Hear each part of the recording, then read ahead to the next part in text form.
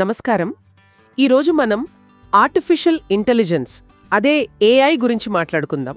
ముఖ్యంగా media, journalism రంగాల్లో ఇది ఎలాంటి మార్పులు తెస్తోంది, ఎలాంటి కొత్త సవాళ్లొస్తున్నాయి అనే దానిపై మన దగ్గరున్న కొన్ని సోర్సెస్ ఆధారంగా కొంచెం లోతుగా చూద్దాం.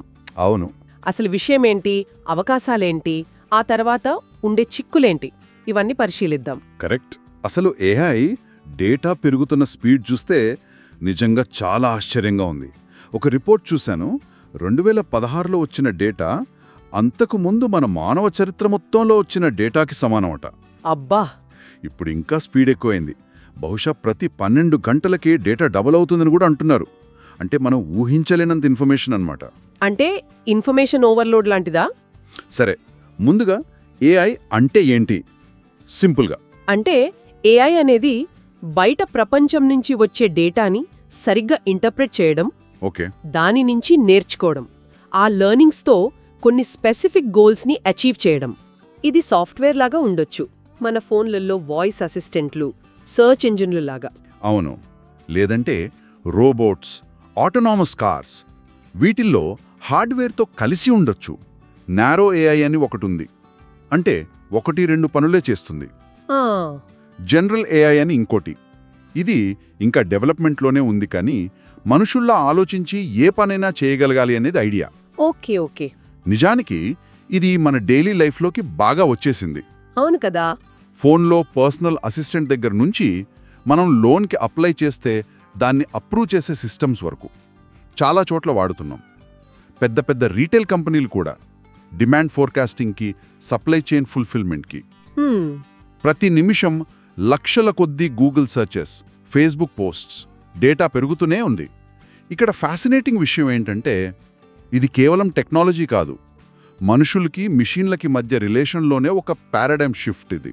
మరి జర్నలిజంలో ఎలా ఉంది? న్యూస్ రూమ్స్లో ఏఐ వాడకం పెరుగుతోందంటున్నారు కదా. అవును, బాగా.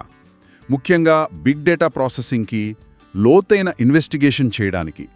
వార్తలు కూడా చాలా వేగంగా, తక్కువ తప్పులతో రాయడానికి హెల్ప్ అవుతుంది. ఉదాహరణకు కొన్ని పెద్ద వార్తా సంస్థలు ఏఐ బేస్డ్ రోబో రిపోర్టర్స్తో సంవత్సరానికి 100 కొద్ది ఆర్టికల్స్ రాస్తున్నాయని విన్నాను. కరెక్ట్. కొన్ని సంస్థలు 850 ఆర్టికల్స్ వరకు రాశాయి ఒక ఏడాదిలో. అంటే ఇది జర్నలిస్టులకి కొంత రొటీన్ పని తగ్గిస్తుందన్నమాట. వాళ్ళు ఇంకా ముఖ్యమైన పనుల మీద ఫోకస్ చేయొచ్చు.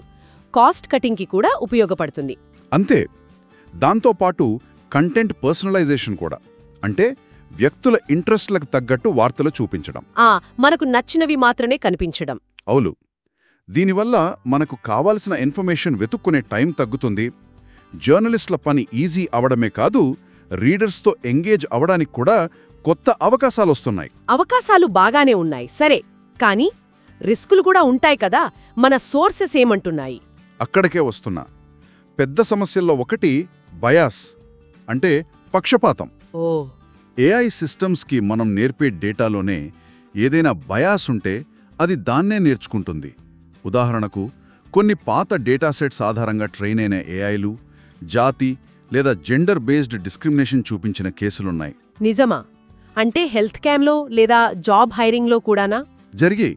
ఒక హెల్త్ కేర్ అల్గోరిథం నల్ల జాతీయుల పట్ల వివక్ష చూపించింది. ఇంకో హైరింగ్ టూల్ గత 10 ఏళ్ల డేటా చూసి మహిళల పట్ల పక్షపాతం చూపించింది. అంటే మన సమాజంలో ఉన్న స్టీరియోటైప్స్, డిస్క్రిమినేషన్ని ఈ ఏఐలు యాంప్లిఫై చేసే ప్రమాదం ఉంది. ఇది చాలా సీరియస్ విషయమే. ఇంకో పెద్ద సమస్య కాపీరైట్ అంటున్నారు కదా. ఏఐ రాసిన కంటెంట్కి హక్కులు ఎవరివి? ఇది కొంచెం కన్ఫ్యూజింగ్గా ఉంది. అవును, ఇది పెద్ద లీగల్ ఛాలెంజ్. ఇప్పుడు మానవ సృజనాత్మకతకి, యంత్రం క్రియేటివిటీకి మధ్య బ్యాలెన్స్ ఎలా? కొన్ని పెద్ద టెక్ కంపెనీలు పబ్లిషర్ల కంటెంట్ను వాళ్ల పర్మిషన్ లేకుండా, కాంపెన్సేషన్ ఇవ్వకుండా ఏఐ ట్రైనింగ్కి వాడుకుంటున్నారని కూడా ఆరోపణలున్నాయి.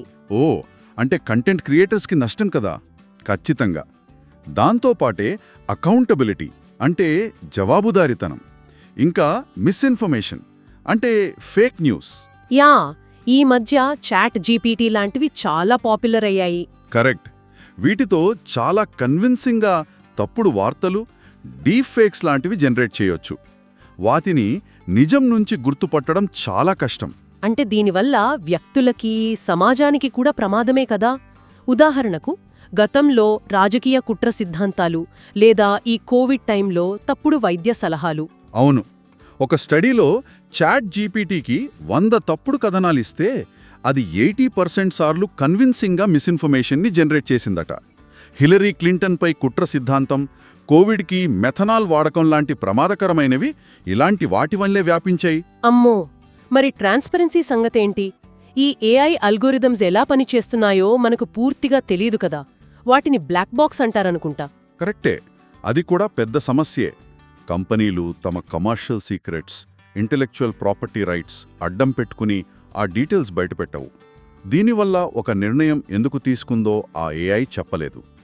పర్సనలైజేషన్, ప్రైవసీ పారాడాక్స్ అని కూడా అంటారు. మన డేటా ఎలా వాడుతున్నారో మనకు తెలియకపోవడం. ఇంకా సెక్యూరిటీ రిస్క్స్ కూడా ఉంటాయి కదా, సైబర్ అటాక్స్ లాంటివి. అవును, ఐఓటీ డివైజెస్ మీద దాడులు, సైబర్ దాడులు పెరగొచ్చు. నేరస్తులు కూడా ఏఐ టెక్నాలజీని, డ్రోన్లు లాంటివి దుర్వినియోగం చేసే అవకాశముంది. ఇన్ని సవాళ్లుంటే మరి వీటిని ఎలా ఎదుర్కోవాలి? బహుశా ఏఐ లిటరసీ పెంచడం ఒక మార్గమా? అంటే ఏఐ గురించి అందరికీ అవగాహన కల్పించడం. ఖచ్చితంగా. ఏఐ కేపబిలిటీ ఏంటి, లిమిటేషన్స్ ఏంటి అని తెలియడం ముఖ్యం. క్రిటికల్ థింకింగ్ చాలా అవసరం. మన ఎడ్యుకేషన్ సిస్టమ్స్ కూడా కొత్త స్కిల్స్ మీద ఫోకస్ పెట్టాలి. దాంతోపాటు సరైన ఎథిక్స్, రెగ్యులేషన్ కూడా కావాలి. ఎథికల్ గైడ్లైన్స్ ఉండాలి. ట్రాన్స్పరెన్సీ, ఫెయిర్నెస్, అకౌంటబిలిటీ ముఖ్యం. ఆల్గరిథం ఆడిటింగ్ లాంటివి. ఎథిక్స్ బై డిజైన్ అంటే ఏఐని డిజైన్ చేసేటప్పుడే నైతిక సూత్రాలను పెట్టడం, ఇవి అవసరం. అంటే ప్రభుత్వాలు, ఇండస్ట్రీ, వినియోగదారులు అందరూ కలిసి పనిచేయాలా? మల్టీ స్టేక్ హోల్డర్ అప్రోచ్ అంటారు కదా. అవును, అదే. డిజిటల్ డివైడ్ని తగ్గించడం కూడా ముఖ్యం. ఈ టెక్నాలజీ ప్రయోజనాలు అందరికీ అందాలి.